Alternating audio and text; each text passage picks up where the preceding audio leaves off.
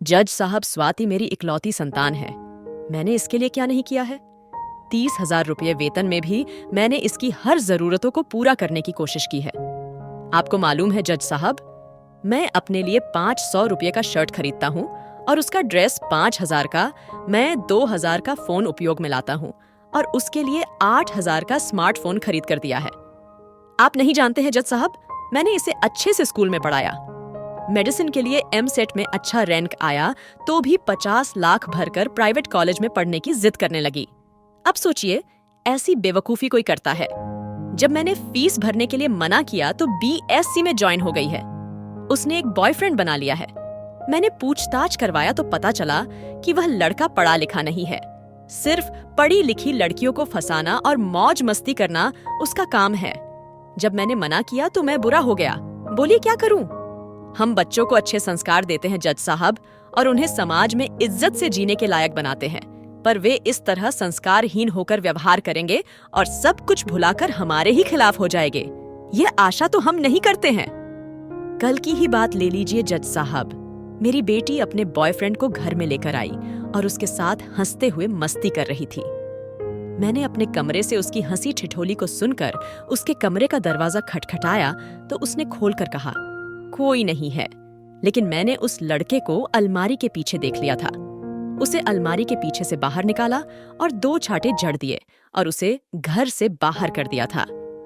आप जानते हैं जज साहब, इस लड़की ने बॉयफ्रेंड को घर से बाहर निकाला है। इस गुस्से में मुझे घर के बाहर धकेल कर मेरे मुंह पर दरवाजा बंद कर दिया है। मैं वही पार्क में जाकर बैठ गया था। सुबह होने पर मॉर्निंग वॉक के लिए आए मेरे दोस्त ने मुझे देखा और अपने घर ले गया। शाम को कोर्ट से आकर मुझे बताया था कि स्वाति को उसका बॉयफ्रेंड दिखाई नहीं दे रहा है, तो उसने मुझ पर केस दर्ज कर दिया है कि मैंने उसके बॉयफ्रेंड को मार दिया है। मैं ऐसी जिल्लत भरी जिंदगी नहीं जीना चाहता हूँ। जज साहब, मुझे नहीं जीना है। आप मुझे जेल में बंद कर दीजिए। मेरे ऊपर बहुत सारे केस दर्ज कर दीजिए ताकि एम बाहर ना निकल सकूं। मुझे नहीं जीना है जज साहब, मुझे नहीं जीना है, कहते हुए वही जमीन पर गिर जाता है। उनका दोस्त श्याम वकील था। उन्होंने ही बताया था कि तुम्हारी बेटी ने तुम पर केस दर्ज किया है। श्याम ने अपने दोस्त की हालत को देखते हुए स्वाति के बॉयफ्रेंड के बारे में जब पता लगवाया था तो पता चला कि स्वाति के पिता को उनके बारे में जानकारी प्राप्त हो गई है, इसलिए उसका बॉयफ्रेंड शहर छोड़कर भाग गया है। इसलिए स्वाति के पिता पर से केस हट गया था।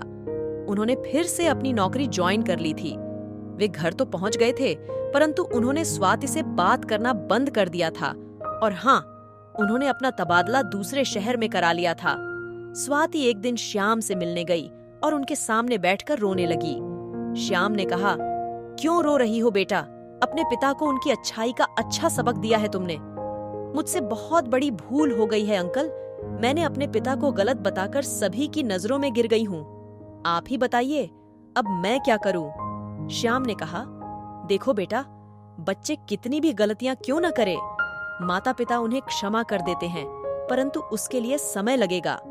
तुम्हें अपने पिता की माफी के लिए इंतजार करना पड़ेगा, क्योंकि तुमने अपने पिता को बहुत दुख दिया है। माता पिता बच्चों के दुश्मन नहीं होते हैं, उन्होंने दुनिया देखी है। जाओ, तुम्हारा पिता बहुत ही अच्छा है।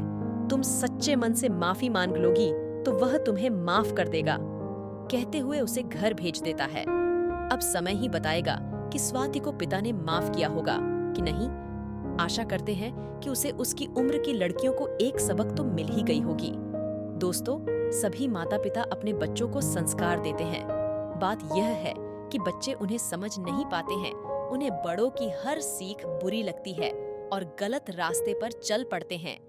जरूरी नहीं है कि सभी बच्चे ऐसे ही निकले, लेकिन वर्तमान समय में ऐसा होने की संभावना है।